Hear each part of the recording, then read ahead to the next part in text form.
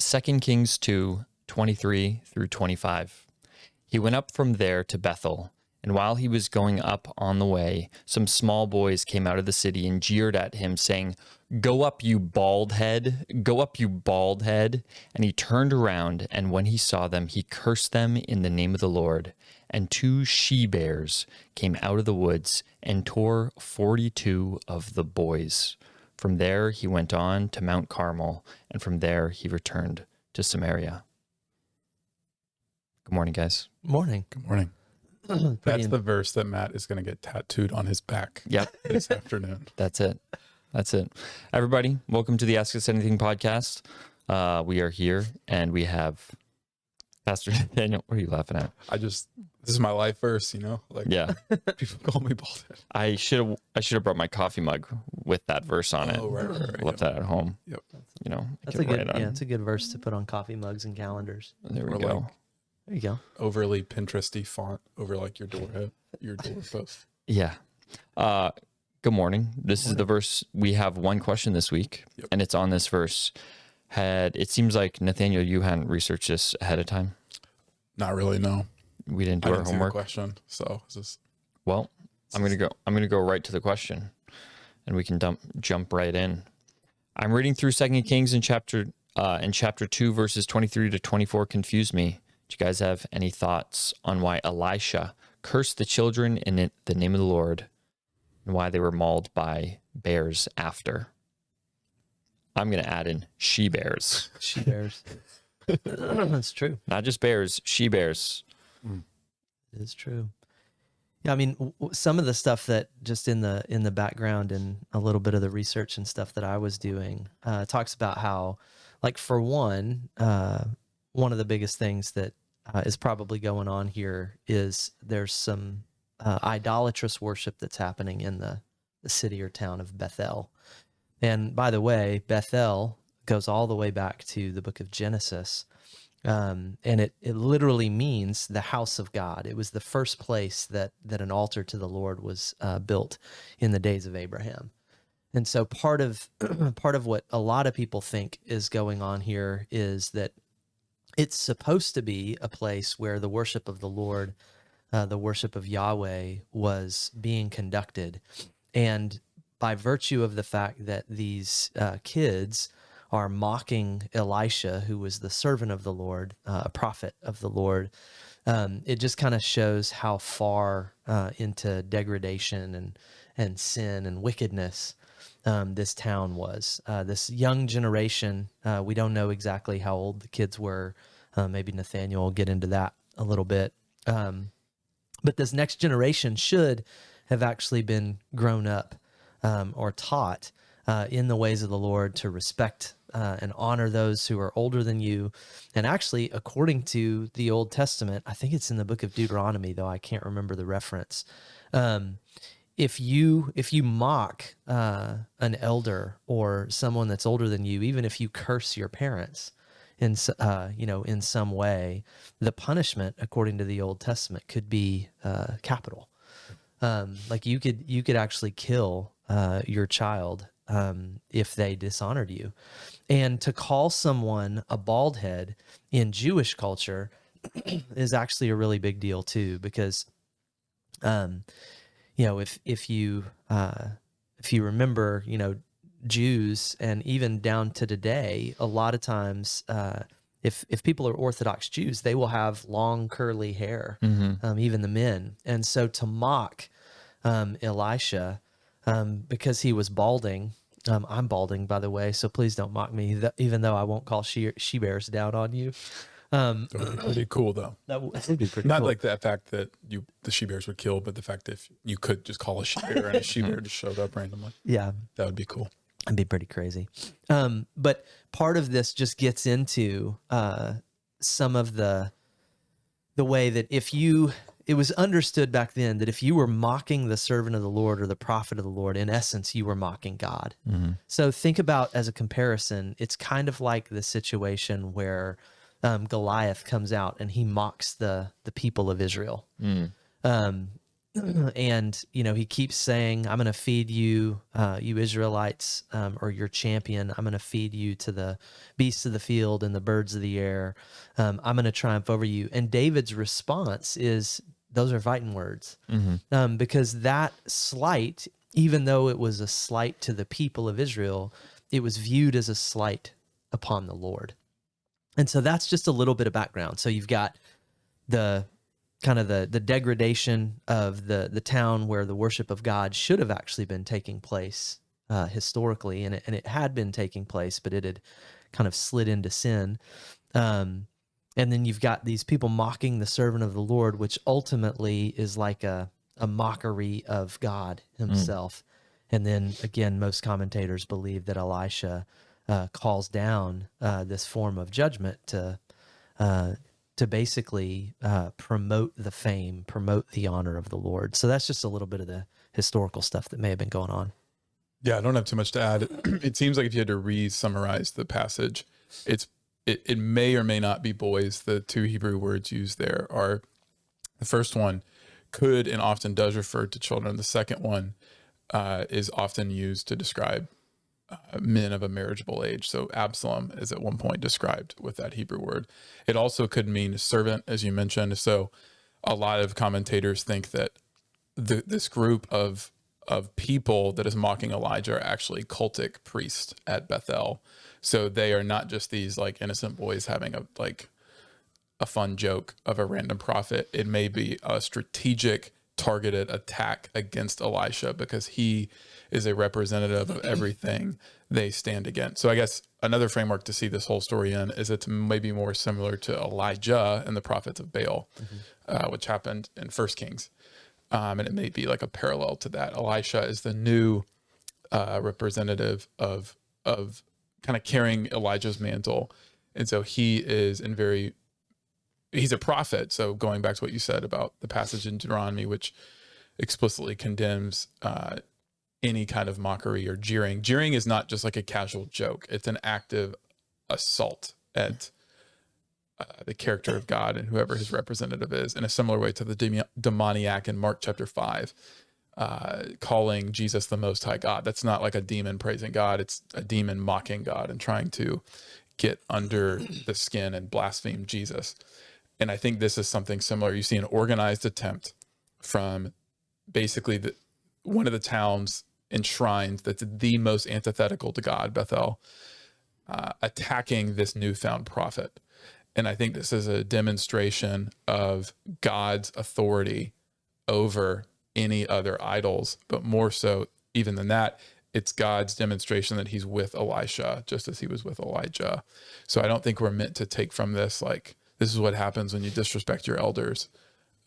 Even though, it's in the Bible to honor your parents and those who are in authority over you. And we should not, mock our elders, but I don't think the morale of the story is, if you mock your elders, you better have your anti-she-bear spray on you because they're coming down. That was a subtle SpongeBob joke, but I don't think anybody's going to get that. Nice. Sea-bear joke, she-bear. Anyway, if you know, my SpongeBob fans. Nice. I think that's most of our listeners. Yeah, exactly. SpongeBob fans. Or SpongeBob makes the joke. Good thing we have our sea bear repellent, right? It's good work. Anyway, I digress. But I say all that to say that's not the moral of the story. The moral of the story is God has supremacy. Did I lose you all with that? Yeah, I never watched SpongeBob. I'm like, I have no idea. Looked at me and he's right in his shoulder. 3 people who are listening to this. I'm like, let him cook. Yeah. Yeah, go for it. The subtle SpongeBob joke. Someone's loving this. Yeah. Someone out there is tickled in their soul. The point isn't necessarily respect your elders, even though that is a point in scripture. And it's not that baldness is some reverence that, you shouldn't insult. It's more so that anybody that habitually and unrepentantly attaches themselves to idols, which this group of people probably has, they probably are priests in the shrine against God.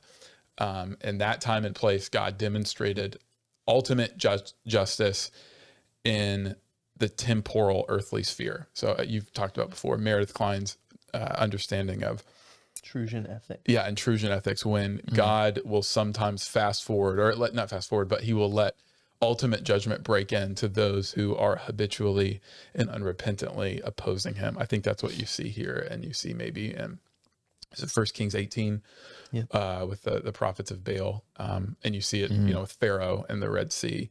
There's this ultimate judgment that gets, put into this life now to those who do dramatically oppose God. So I think that's what we see here.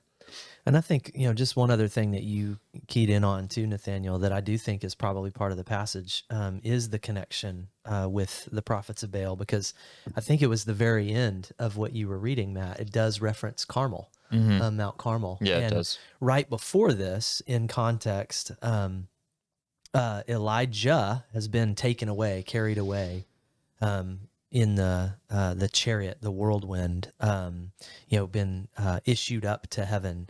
And so there is, I think, a real sense within this passage too, that the mantle, as the text says earlier in chapter 2, of Elijah has now the responsibility, the authority, the prophetic voice that had been given to Elijah is now upon Elisha. And I think that this is one of these moments where, again, we are given a little glimpse into the confrontation that there is between Yahweh and the idols, and the way that it's made manifest is in the person of Elisha, and this, more than likely, some of these cultic servants or whatever that again are mocking Elisha.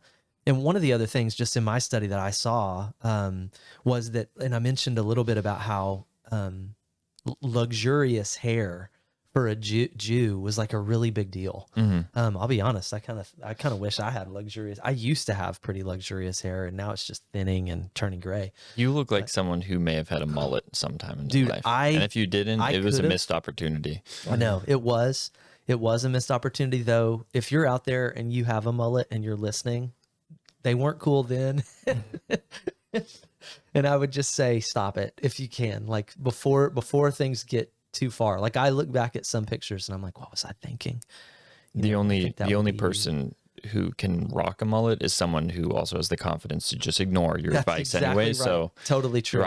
You're probably not connecting with anyone. I won't even go there. Don't even get me started. Can't stop it. I know it's so true. Okay, luxurious we could hair. talk about mullets a lot, but we shouldn't. But yeah, so when you mock a person back then for being bald, you're basically, in a way, you're like mocking their weakness.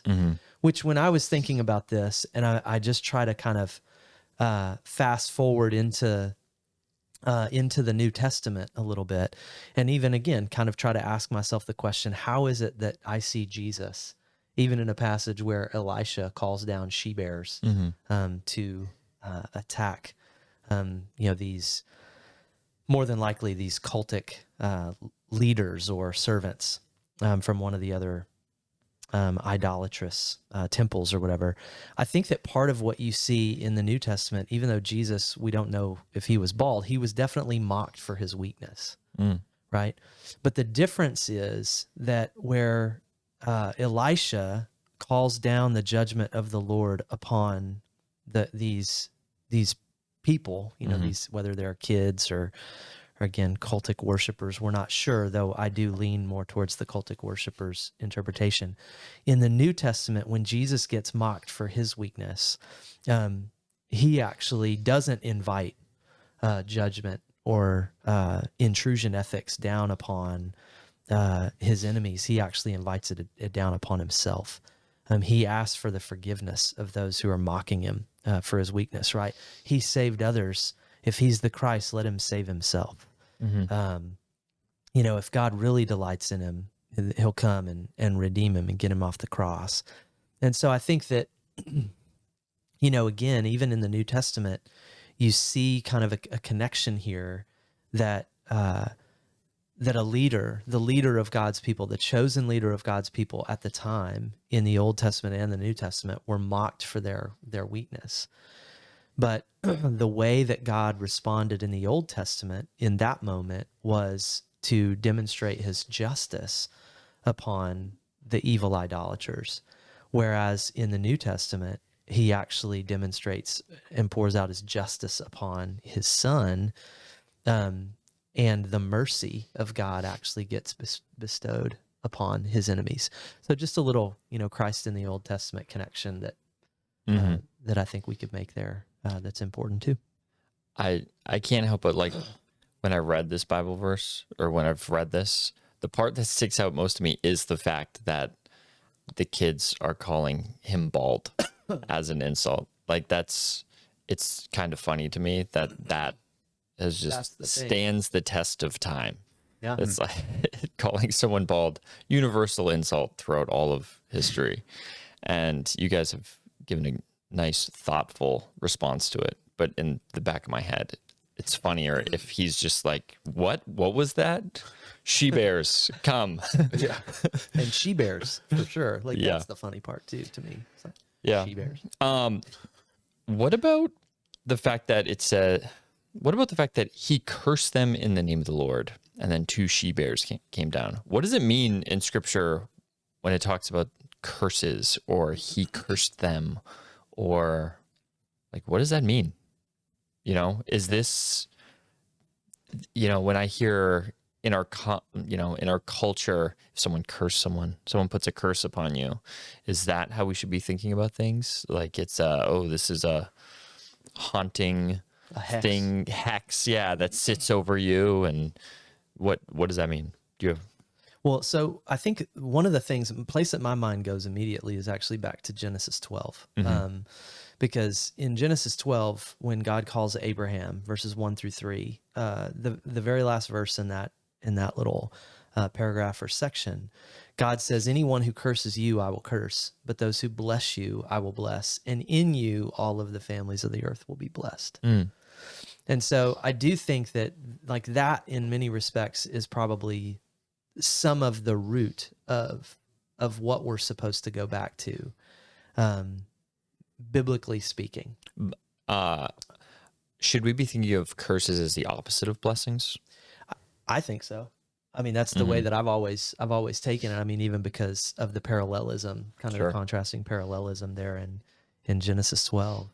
But I think that, what you see in Genesis 12 in particular is that God actually does have the prerogative to do both, right? And again, I think that in our minds, a lot of times we have the tendency to believe, well, he's God, so the only thing that he should ever do is just bless people. And it's almost like that's God's job, right? God's job is to bless people. Well, it's part of his job, like in his mercy, in his grace, in his steadfast love. Absolutely, that's one of the things that he does. But in his justice, in his holiness, there is also a cursing side, right? It includes, or it just basically, as it pertains to the Lord anyway, it basically means God's justice or his wrath. And so Elisha calling down a curse or cursing them in the name of the Lord is exactly what you see there. It's the judgment of the Lord, like Nathaniel alluded to earlier, this end times kind of judgment that it breaks into a present moment. But it's God bringing his judgment to bear, no pun intended. Like what I did there? To she bear. It's God bringing his judgment to she bear. That was good, Matt. Just sharpening that pencil a little bit. It's God bringing his judgment though in that moment. And so that's what I think to curse in the name of the Lord means. But there's another layer to the question. And maybe we want to go there. Maybe we want to talk a little bit about, what are curses as people think about them today? Well, I guess I'm thinking about both. And even as you're talking about it, I'm like blessings also, like when you read the Old Testament, there were blessings within like families, right? And that would be a big deal of who was it, Jacob and Esau, right? Of who who receives the blessing? Was that the whole point behind that? Jacob tricks his dad. Exactly. And so that was a big deal. Like, should we still be thinking about blessings like that? Should we be blessing what does this mean? Should we be doing this? Should we be taking this more seriously? And also we talk about like, children are a blessing. We use that word. Should we be like talking about curses more?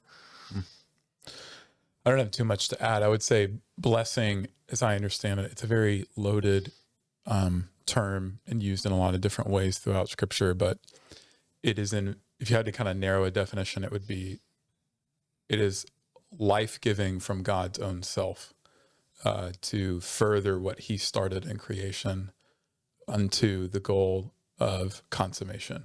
So he blessed them and said, be fruitful and multiply. Mm-hmm. So it's almost like God's life-giving presence, the life that is in God's own self, the flame imperishable, to use Tolkien's language, Tolkien and SpongeBob, you gotta give them both. And Man, opposite ends of the spectrum. Exactly. I like it. Only two lanes, SpongeBob and Tolkien. The flame imperishable is the life that God has in himself. And there's a sense in which he pours it out. And all throughout Scripture, usually when you see blessing, it is somewhat a continuation of that Genesis 1 theme of giving life. Like even when Jesus blesses his disciples and says, be my witnesses into the ends of the earth in Acts 1 or in Matthew 28 or John 20. He's really saying, continue the work of restoration that you were called to make disciples. That's what it is. And even when we do the benediction, that is in one sense a blessing to carry out this cultural mandate, to carry out this great commission. To bear fruit doesn't just mean to have kids. Even this is the theme of the missions conference. It's to bring a life to wherever you are in whatever way, to fight the evil of the world.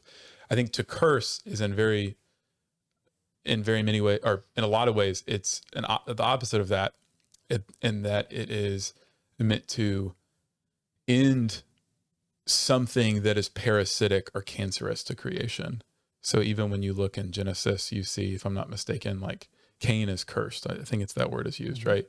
Mm-hmm. And it's meant to curb his cancerous effect on the world. I can't remember if it's used in Genesis 11 with Babel, that exact word, like the Lord cursing Babel. I don't remember if that's used or not. So I'd have to look it up. But I get this sense that curse has a very close connotation with cut off.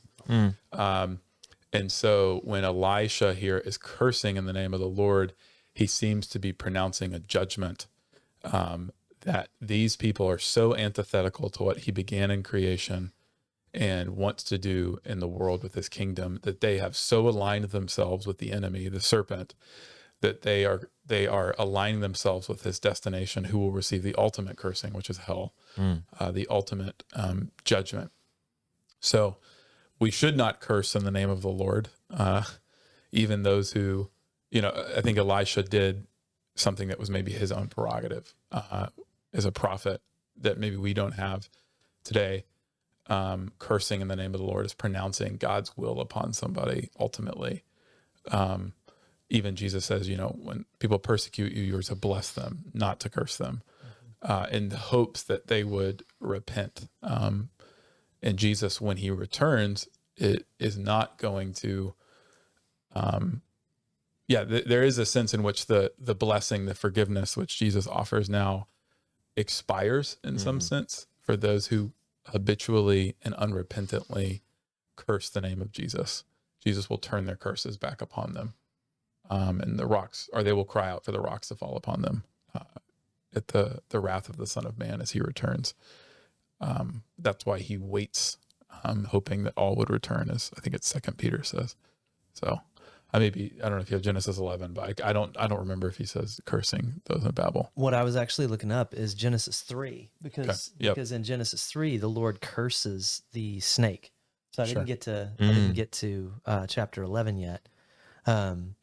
But I do think, like you were saying, Nathaniel, like the goal of a curse in the name of the Lord or from the Lord is to, in essence, like Nathaniel said, curb the effects of evil within the world. That's why God does it. Just like the purpose of blessing, like Nathaniel said, is the goal of that is to actually further the purpose of God. Mm-hmm. And I do think the connection to the benediction is a totally and completely right one. Yeah. It is a life-giving word. That's what it's supposed to be, in the name of the Lord, that is spoken over the gathered people of God. Now, to your question, Matt, this was the other thing I was looking up. Should we do this? Like, should we keep doing this today? So Proverbs 18:21 says, death and life are in the power of the tongue. Mm-hmm.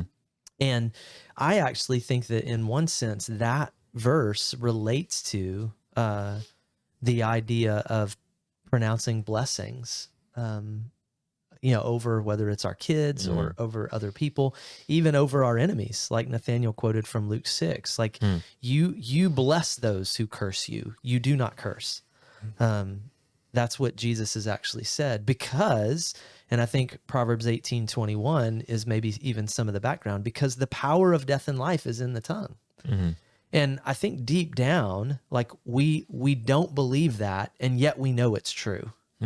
So, we growing up, practically speaking, we would always say, sticks and stones may break my bones, but words will never hurt me. No, actually they will. Sure. And each one of our lives tells the story of it. Our psychology even tells the tale. I mean, I can remember things that people would say, whether it was, people who didn't like me, or, people who I thought loved me, right? Or people that I hoped loved me.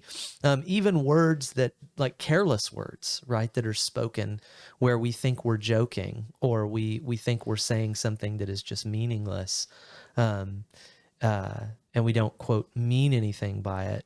There is still, nevertheless, and I think this is even being made in God's image, there is the power of death and life that is in the tongue.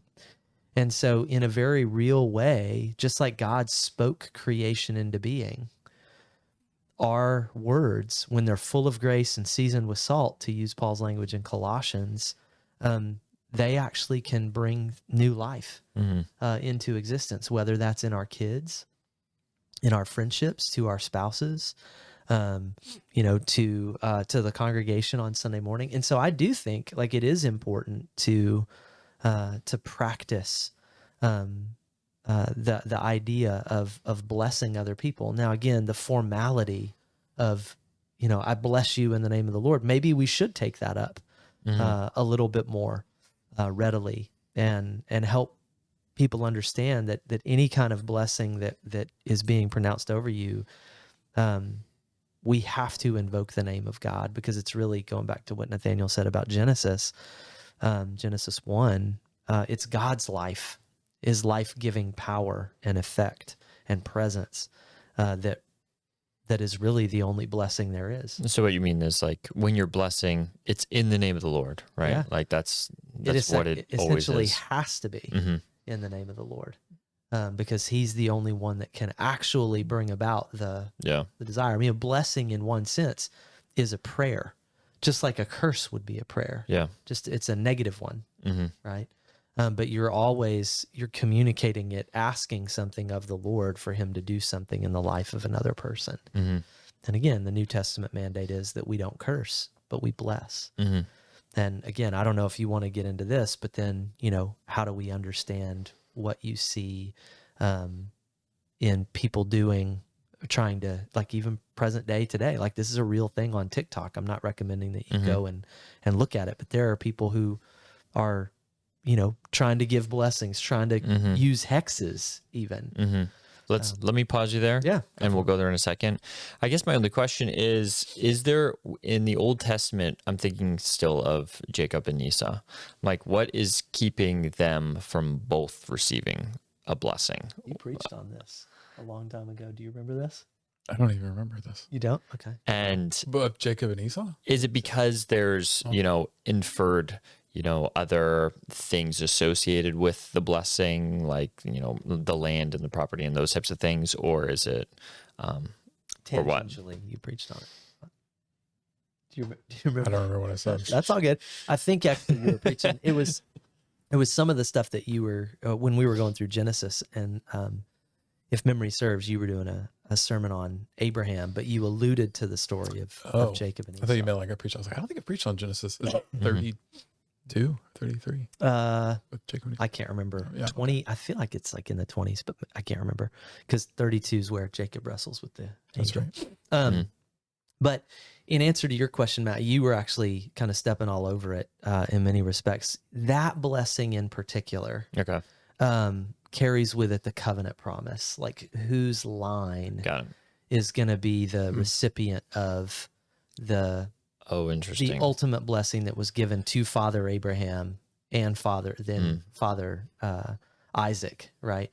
Because it was a blessing that Jacob was giving. I'm sorry, not Jacob. Isaac was giving, and he could only give it to either one of them, because with it, not only was the blessing of this offspring, that through Jacob's line now this offspring is going to come. But it was also the inheritance of the land. Yep. And kind of the idea of all your descendants will be my people. That makes sense. So, Okay, TikTok. Curses and whatnot, people dishing those out. What are your thoughts there? Or what were you thinking? Yeah. Did you have anything you wanted to say there? Yeah, well, I mean, so part of the reason why this came to mind, Nathaniel and I have mentioned a couple of times that one of the podcasts that we've both been listening to is the surprising rebirth of belief in God. Have you listened to the episode where he touches on this a little bit? I don't think so. So it's one of the latest ones. I think it's episode 28 or 29. I can't remember which one he's on, but one of the things that he talks about is that this trend on TikTok, he argues, and I think he makes a really good argument for it, is an attempt at kind of re-enchanting our material world. Oh yeah. And so part of what he basically, and I think again, he makes a really good case for this. One of the reasons why people are kind of latching onto this and why you're seeing an uptick in this, no pun intended, TikTok, is because people, again, have been told for so long that we just live in a material world, shut off from the spiritual realm. And yet people realize and even long for something more. And one of the things that they're doing is they're latching on to, these different kinds of expressions that seem spiritual but not religious, as the saying goes. Yeah. Right. And one of the ways, one of the biggest ways that you see this trend happening nowadays is people trying to speak protective spells, or even, rebuking spells. I mean, in many respects, it's very similar to the kinds of things that you would see in a Harry Potter or, even in parts of the Lord of the Rings when you've got, Gandalf and, him fighting with other wizards and things like that. But part of what, again, I think people are trying to attach themselves to is a power, a force that is beyond them that can somehow make a difference in their everyday life. And again, I would just say you don't know what you're messing with in the midst of this. Yeah. Because there truly is, like we were talking about blessing a minute ago, there truly is only one name in which, by whom real, true, eternal life comes. And to pronounce any kind of good word, benediction, blessing in any other name is actually conjuring up a spirit that, it's kind of like in Fantasia, if you've ever seen that, once you, as the sorcerer, so to speak, let the powers out, you can't put them back. But God can. That's the good news of the gospel. And maybe this leads us into more conversation about spiritual warfare and things like that. It's interesting you say that, just because I've said this to Nathaniel before in one of the Sunday schools where, I grew up I was born in 89, right? So when I was coming through middle school, high school I think if my timing's right, like that's when kind of the new atheism movement and the four horsemen of atheism really started to get momentum within our culture. Yep. And I remember having the sense of feeling of like, oh man, by the time I'm the adult, you're just going to look like an idiot if you're a Christian, right? Like, or our culture is going to perceive us as idiots, and I'm going to be on an island, and I'm going to be just against the grain. And not that that impacted my faith at all. It was just a reality of what I thought. I thought atheism was getting a tighter and tighter grip on our culture in terms of what we saw, as if it was this, thing of game of tug of war, and we're seeing all these big strong hands line up on the other side and start to pull that rope. And kind of to my surprise, to be honest, and I've seen within our culture just this within the past 5 years, really, this huge hunger and this huge, it seems like a realization. I think podcasts have something to do with this, where people can sit down and have like long, thought out, honest conversations. And there's a hunger for something more. And even like those people who once really clung to atheism, they've realized the emptiness in it, and they've realized the lack of answers it provides, and the lack of its ability to account for what the reality of this world is. It's almost as if people are saying, you know what, I have to admit that I feel like there's something more beyond this materialistic world. And now everyone's kind of reaching out, trying to grab for something. They're reaching for anything. You hear these people, I mean, you'll hear, we've talked about, was it Dawkins talking about, cultural Christianity. You hear Sam Harris has a meditation app. Yep. You hear like all these people are searching for something more transcendent. And it's been a surprising shift, and I think a positive shift for our culture, where it's become a lot more, it's becoming a lot more normal and appropriate to talk about these things. But the downside of it is like what you're saying, where people don't know what to grab for, but they're hungry, if that makes sense. Yeah. Yeah. What you just said definitely fits in totally with the Surprising Rebirth of Belief in God podcast. Sure. So, I mean, that's essentially his thesis throughout the whole thing. But yeah, I do think that people are grasping for anything. Mm-hmm. And I think that they're, again, this trend of like trying to find some kind of hex.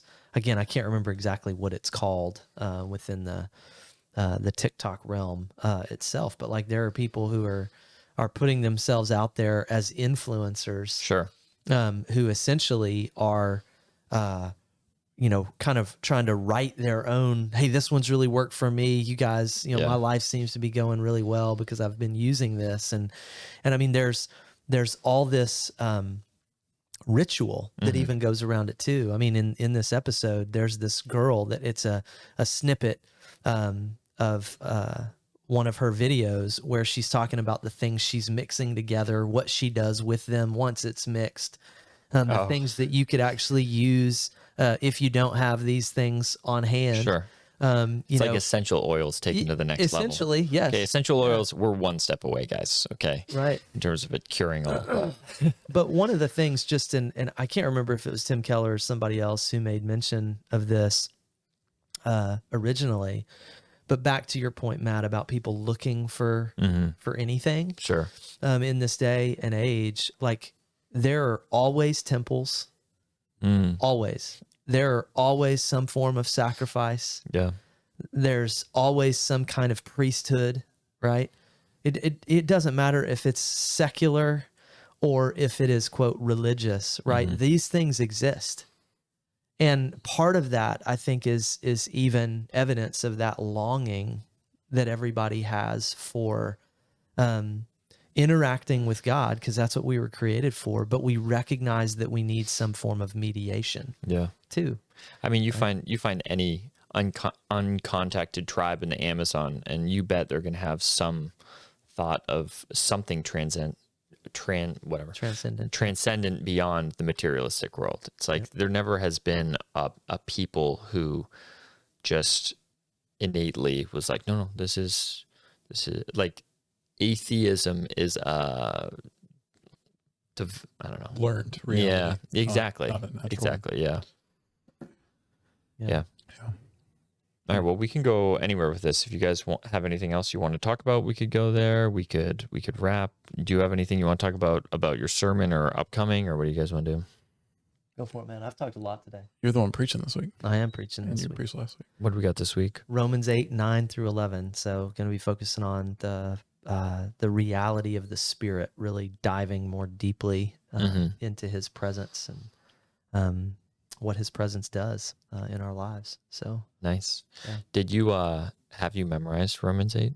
I'm getting there. You're I'm getting trying to. A number of years ago. I'm just kidding. A number of years ago, my answer was yes, and I could fumble my way through it. Oh, right really? now. Okay. But I'm trying to, as we're going through each week, I'm trying to Put the last puzzle week was pieces 5 back through together. 8, and so I'm good through verse 8, and then this week, Lord willing, by the time Nathaniel preaches on, is it October 5th or 6th? Whatever next week is, like 6th, I think. November 6th, by that point, I hope to have all the way through verse 11 done. So it's kind of like when the sermon comes, that next week is like, okay, these are the verses I really want to get at. One bit at a time.